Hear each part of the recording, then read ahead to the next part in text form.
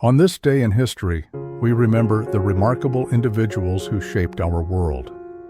Welcome to Who Died Today in History, where we honor their legacies. From artists to leaders, their impact lives on.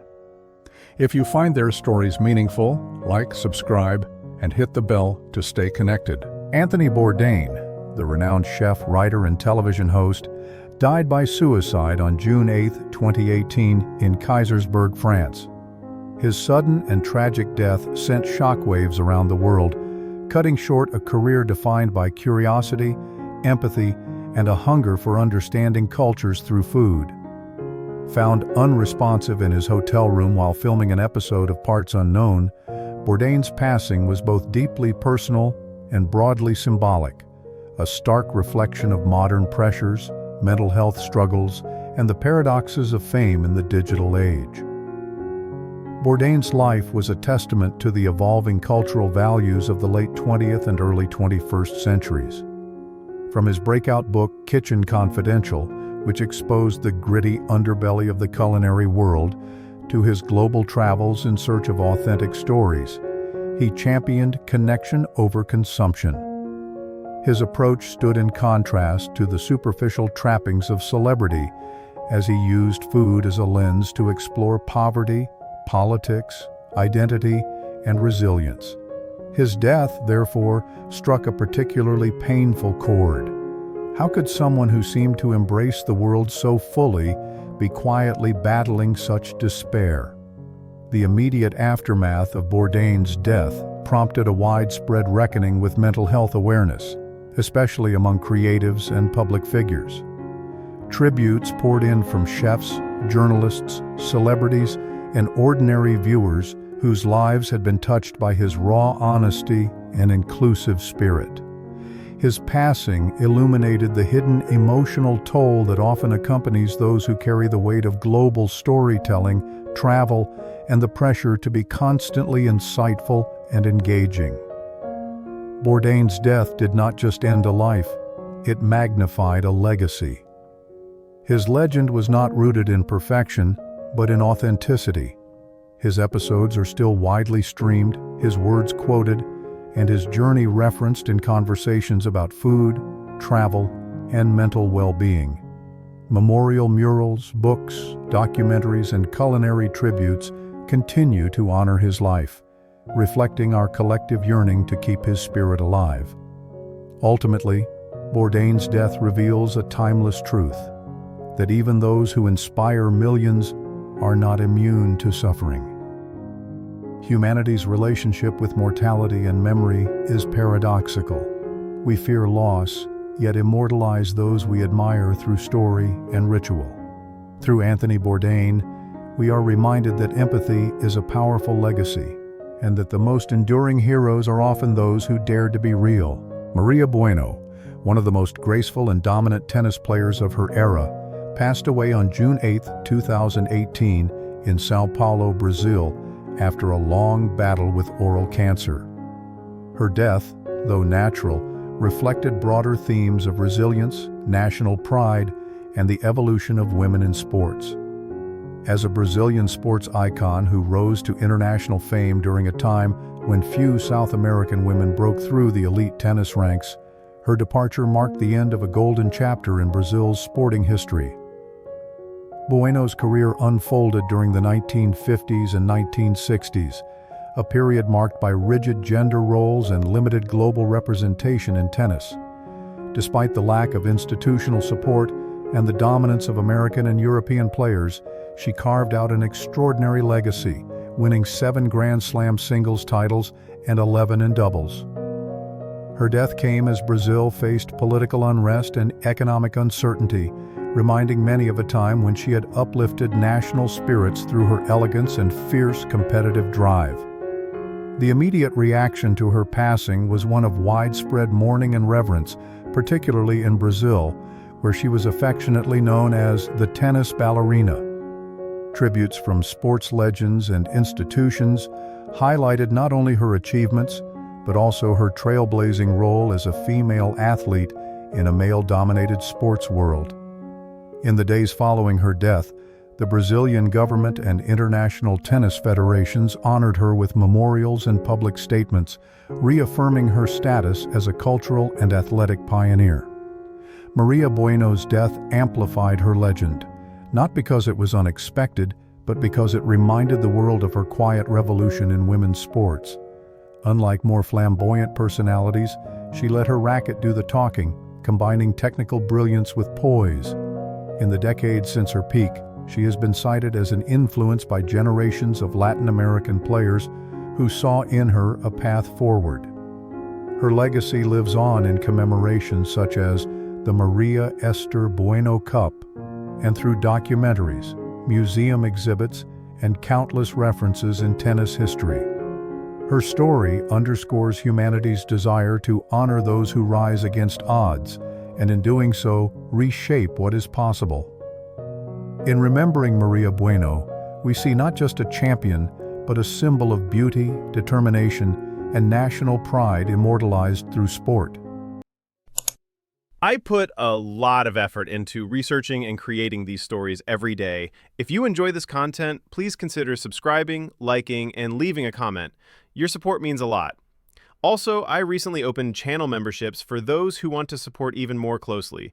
Thank you for being here. Eunice Gayson, the first ever Bond girl in cinematic history, passed away on June 8, 2018 at the age of 90 from natural causes.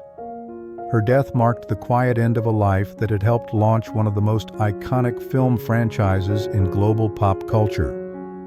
Gayson's role as Sylvia Trench in Dr. No, 1962, introduced not only her character, but also James Bond himself, famously played by Sean Connery, whose line, "Bond, James Bond," became a defining catchphrase. Her brief yet memorable screen time forever etched her into the annals of film history.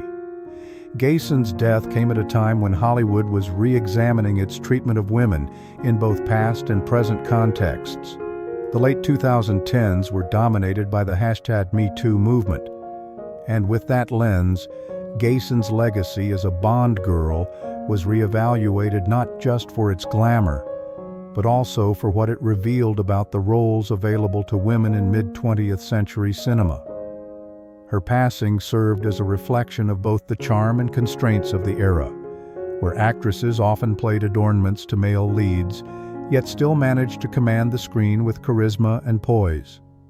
The immediate consequences of her death were nostalgic rather than disruptive. Tributes poured in from the film industry and fans of the Bond franchise. Media outlets revisited her pivotal role in Dr. No and From Russia with Love, as well as her broader career in theater and television.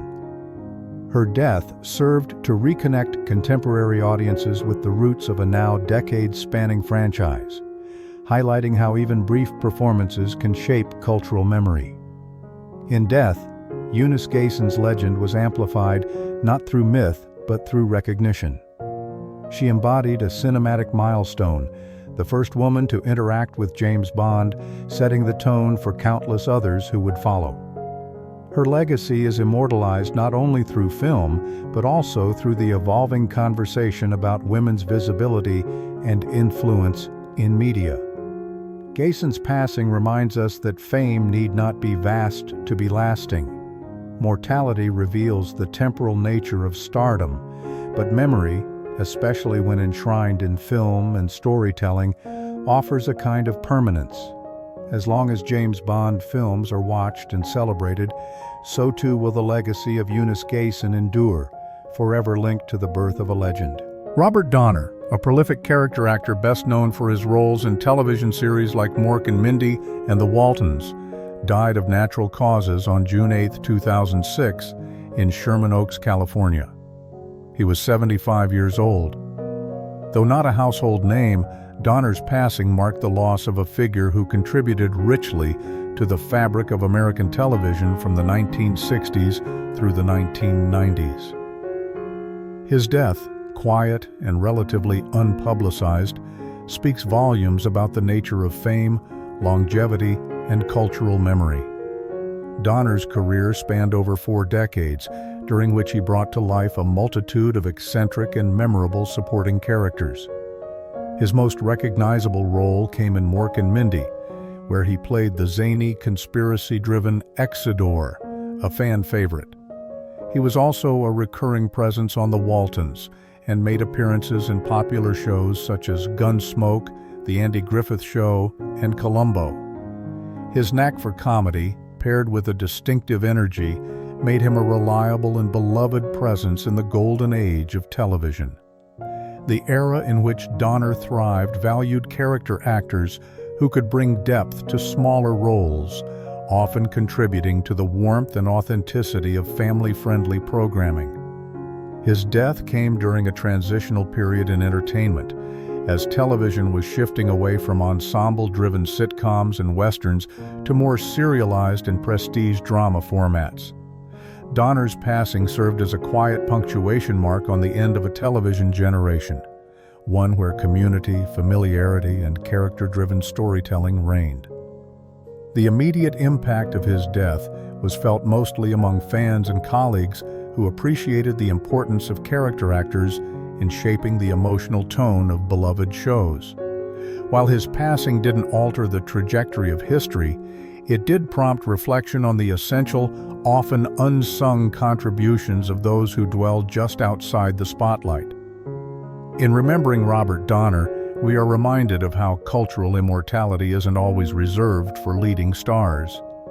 Through reruns, streaming services, and the enduring fondness of fans, Donner continues to live on in the roles that defined his career. His death underscores a broader truth. Memory often favors not only the icons, but also those who, with consistency and heart, brought stories to life. Through laughter and familiarity, Robert Donner etched his place in the shared narrative of television history.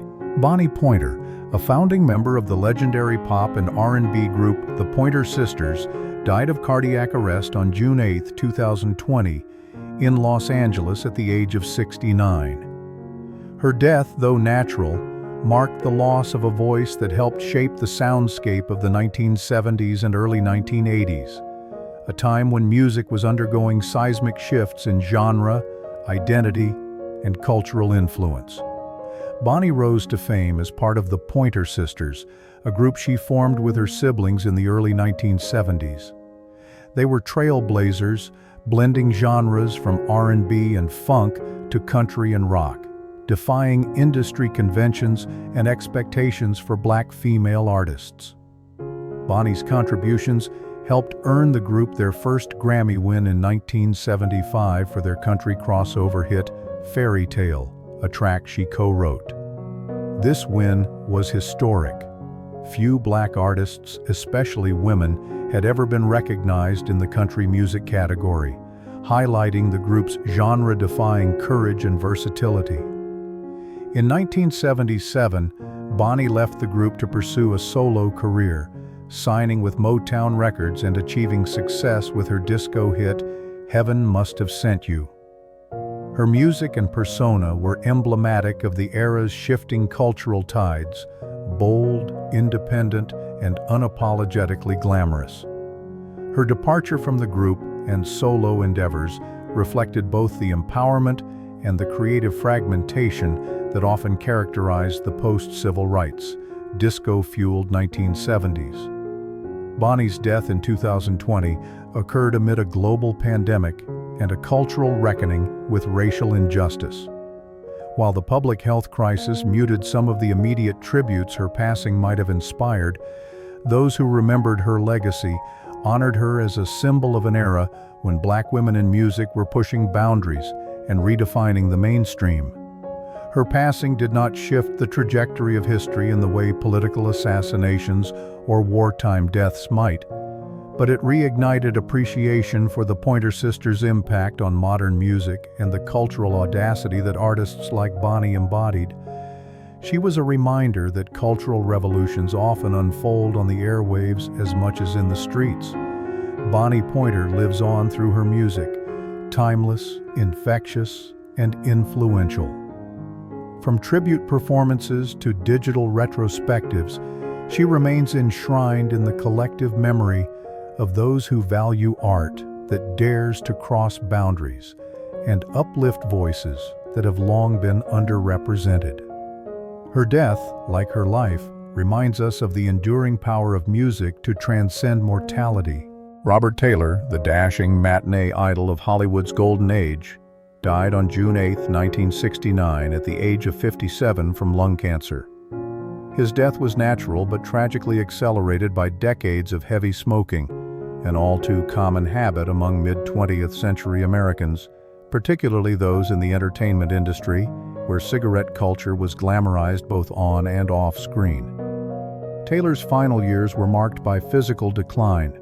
Diagnosed with lung cancer in 1968, he underwent surgery to remove part of a lung, yet the disease spread rapidly.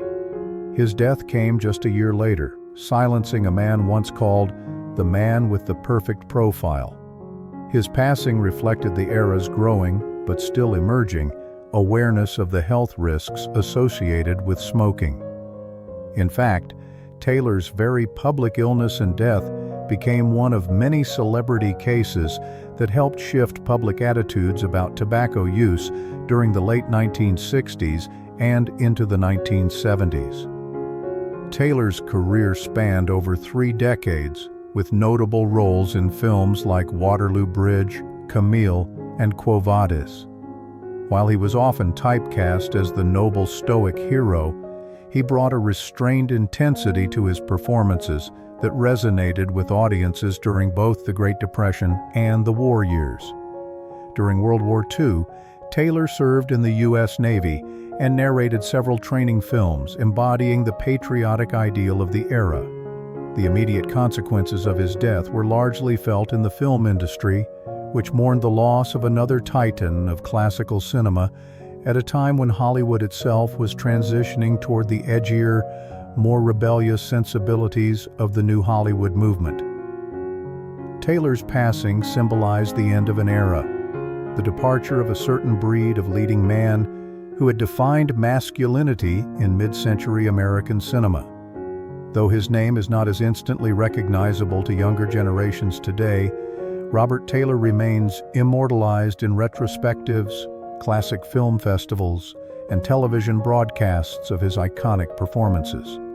He's a figure preserved through the camera lens, his image as crisp and composed as the black and white frames that once captured him. His death invites reflection on mortality not only as a biological end, but as a cultural transformation. As old stars fade and new ones rise, we are reminded that memory is selective, and legacy is often curated by the mediums that survive us, be it film, photograph, or public tribute. Taylor's legacy lives on not in scandal or controversy, but in the enduring elegance of a bygone Hollywood. Mark James, the celebrated American songwriter behind some of the most iconic ballads of the 20th century, passed away from natural causes on June 8, 2024, at the age of 83.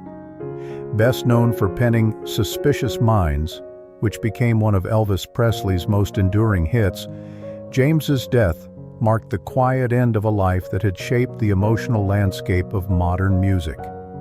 His passing, while not violent or sudden, symbolized the gradual fading of a generation of songwriters whose work defined the golden age of radio and the intimate storytelling of 20th century pop and rock.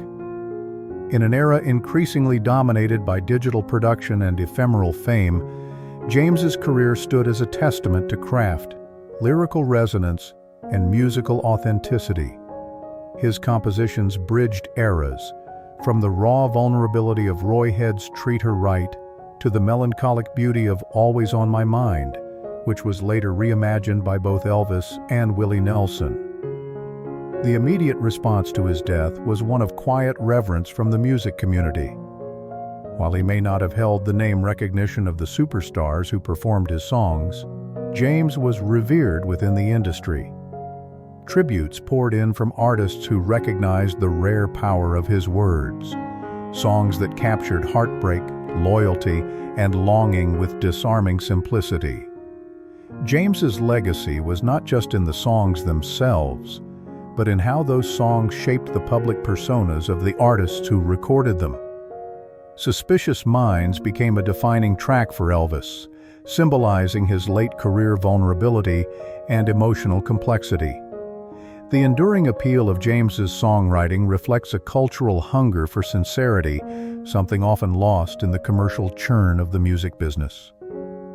His death, therefore, did not spark upheaval, but invited reflection, a reminder of how some of the most powerful voices in history are those who never took center stage. As the world moves faster and music becomes more disposable, the timeless nature of his lyrics ensures that James remains woven into the emotional soundtrack of countless lives. In death, as in life, Mark James speaks to the enduring human need for connection through story and song. We immortalize such figures not through grand monuments, but through melody, played, sung, and remembered in the quiet corners of the heart. Pat Robertson, a towering figure in American religious and political life, died of natural causes on June 8, 2023, at the age of 93. As the founder of the Christian Broadcasting Network, CBN, longtime host of the 700 Club, and one-time presidential candidate, Robertson left behind a complex legacy that both galvanized and polarized millions.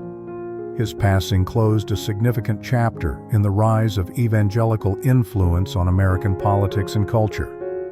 Robertson's death was not unexpected, yet it came at a moment when the Christian right he helped build was facing both internal divisions and growing secular pushback.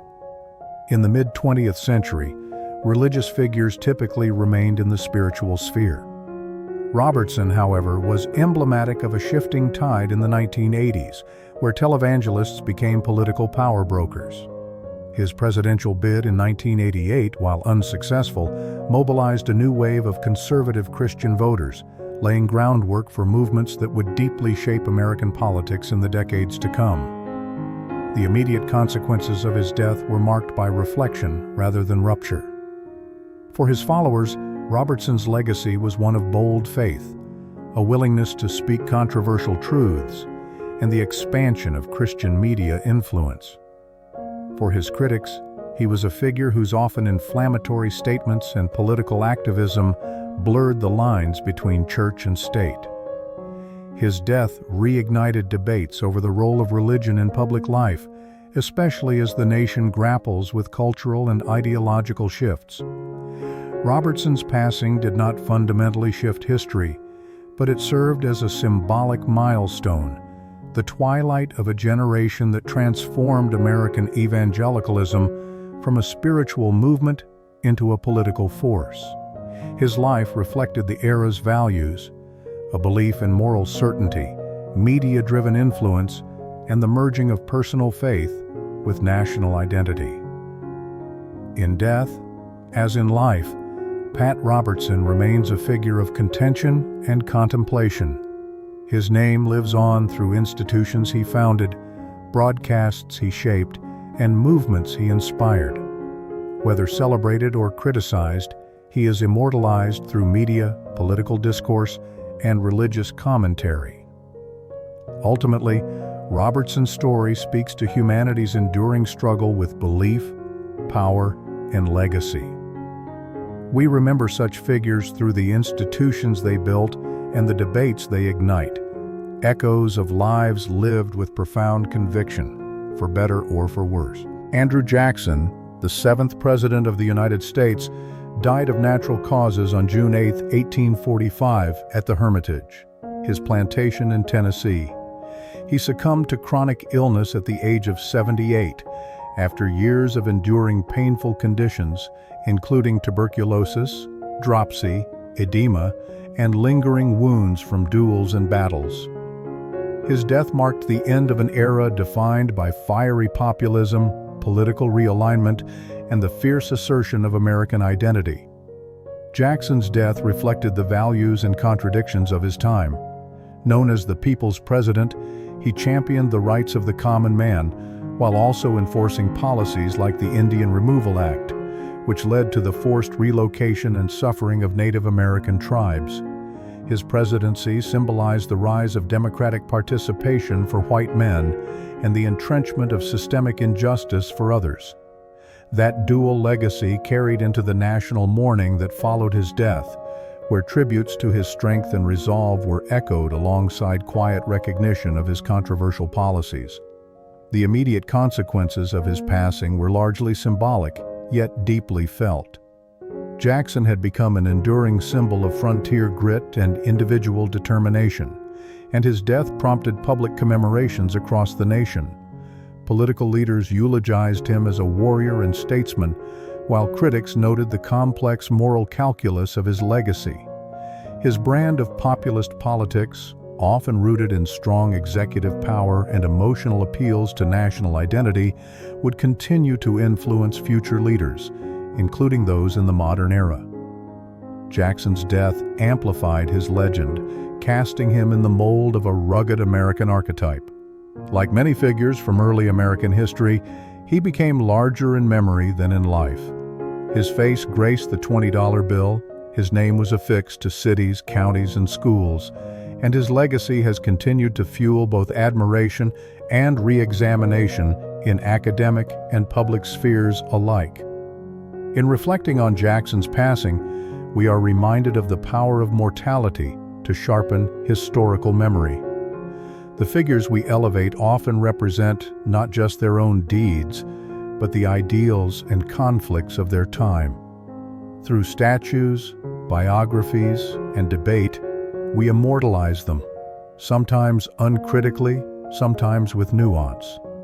Jackson's life and death challenge us to reconcile charisma with consequence, and to remember that power, once wielded, casts a long shadow across history.